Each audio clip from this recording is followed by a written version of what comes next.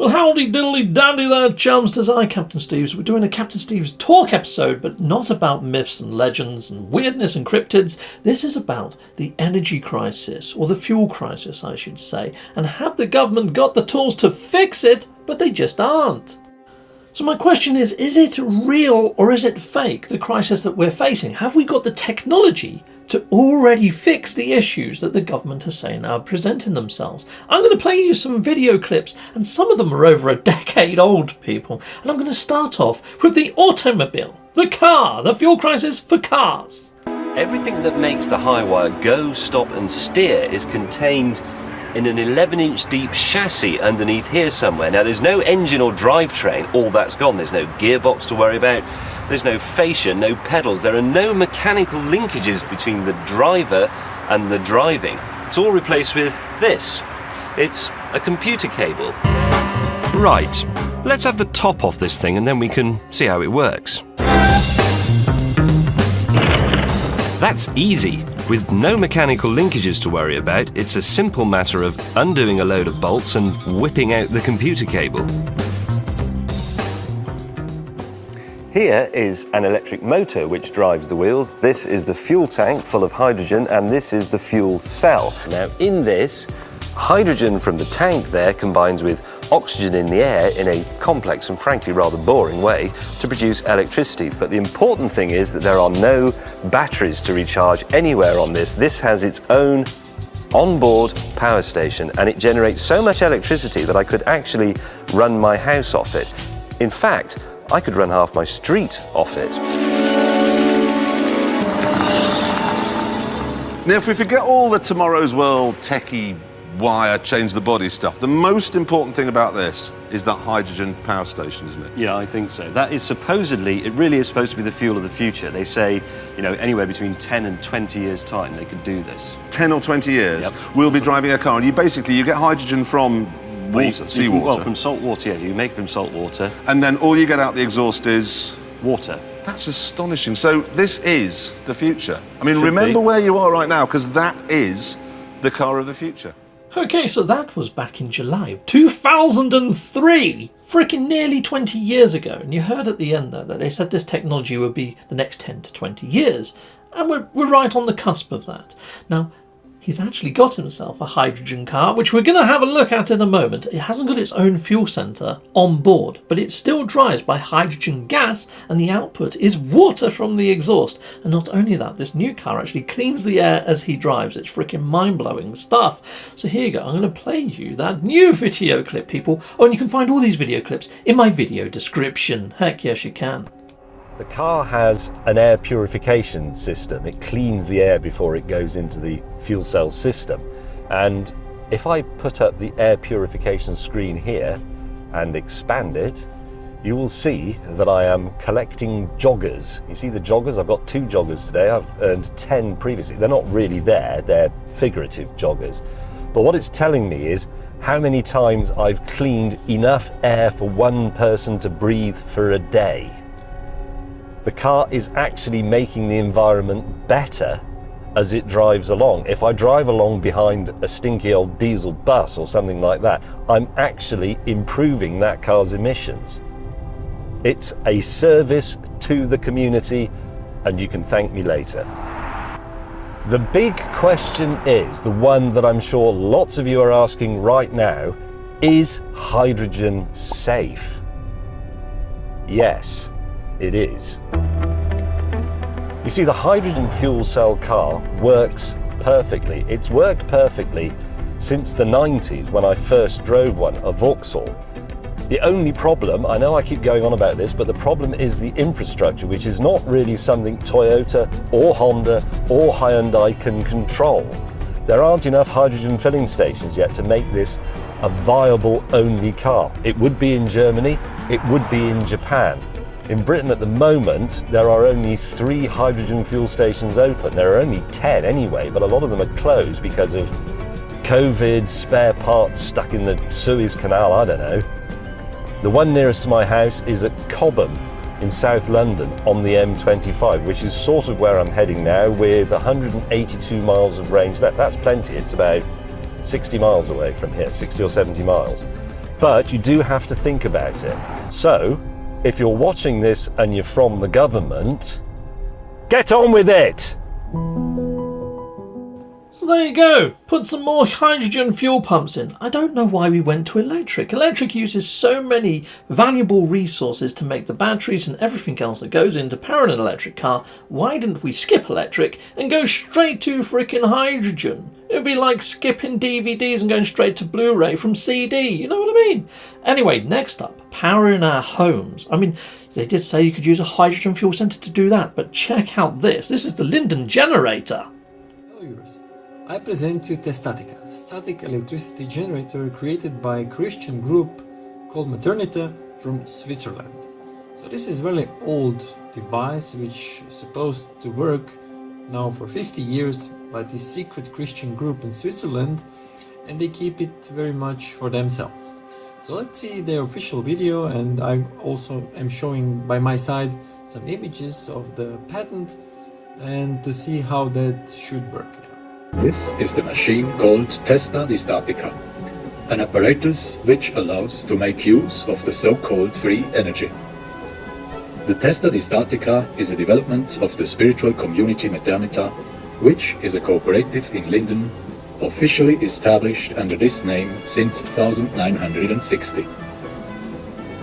Ever since the foundation of Maternita, there existed a department for research, development and electronics, which was concerned with the problem of alternative energy sources, namely with technologies which were suited to exploit the inherent forces of nature and thus to unlock sources of energy for the benefit of mankind without disturbing nature's ecological balance in any negative way. Any technology man invents should serve him in short as well as in long terms, and this condition is not fulfilled as soon as it opposes nature in any way. This team of researchers within Maternita works completely autonomous and is financed out of the cooperative's own sources, without any outside support. Right, so I put this one in as a bit of an alternative to the hydrogen fuel center because it feels a bit secret squirrel, doesn't it? Even though it's got a patent, so make up your own mind on that one. But moving on, the next video clip is for solar glass. So there's an inventor that has made it so there's a solar cell that sits in between two panels of glass, and it turns every single pane of glass out there in the world into a solar cell. So you can create energy from freaking glass, be that in a car, be it in your greenhouse, be it in your house. So that's loads of free energy, rather than sticking them all over the roof and letting the government own your roof through some sort of incentive scheme. Yeah, I know, right? What is intelligent glass? It looks like ordinary glass, but it's different to ordinary glass. It allows the daylight to pass through, it has superior insulation properties, and it produces electricity. I will have to do the demonstration through the video playing behind me. Here you see this demonstration, was carried out at Edith Cowan University in Perth. It was winter, it was actually July this year. The temperature was 17 degrees Celsius and it was at 11 a.m. in the morning. This 1 square meter of glass is generating 40 watts and it's powering 7 independent fans, 2 of which are motorcar fans. And as you can see, the glass is perfectly clear. In fact, the power produced is the cleanest form of power. It produces no carbon and it does not pollute the environment in any way. How does the technology work? The sun's rays enter the window and greater than 70% of visible light passes through. A spectral selective coating reflects the ultraviolet and the infrared back to an interlayer that has nanoparticles. These specialized nanoparticles direct the ultraviolet and infrared, which I refer to as waste product, to the edge of the glass where they are collected by traditional solar cells and converted into electricity. And just like the solar panels on your roof, This power can be used on site or it can be fed back to the grid. But perhaps most importantly, the glass is perfectly clear. This has been referred to as a disruptive technology. Tropiglass will fundamentally change the way we think about glass and look at glass. How do we see the technology being used? Anywhere where the window faces the sun at any time during the day. This means that your car, your home, your building, or your glass house, anywhere where the glass faces the sun, will be a source of power. So yeah, here he's just showing that you can actually make the glass transition as well, and how much light it lets through and how much electricity it offsets, etc, etc. But it's amazing, this. You know, this could turn every single pane of glass, be that in your car, be it in your greenhouse in your garden, or be it in your freaking windows in your house. It's going to turn every single pane of glass into an energy creating device. Yeah, rather than sticking them on the roof of your actual building, which a lot of these sort of incentives to get solar panels that are backed by the government, they get some sort of return on the actual amount of electricity that goes back to the national grid. So the government actually makes money off of some of these incentives for solar panels. Not all, but some. So it does make you wonder whether they haven't moved to this for obvious reasons. There's not much in it for them, is there, really, if you think about it? Okay, right, so what I'm putting to you guys in the viewerverse, is this a real crisis? Okay, so if you go for real, it's a real crisis, and yes, there's not anything the government can do about it. Yes, they've got to put the burden onto us. We've got to change our nasty, horrible ways of carbon polluting and maybe go for heat pumps and go for electric cars. Or is it fake? Could the government skip the whole electric car, go to hydrogen, put in all the hydrogen fuel pumps, put in some hydrogen fuel stations? I mean, water levels are rising because it's getting hotter and we're getting all these greenhouse gases. Yet these these hydrogen cars clean the air.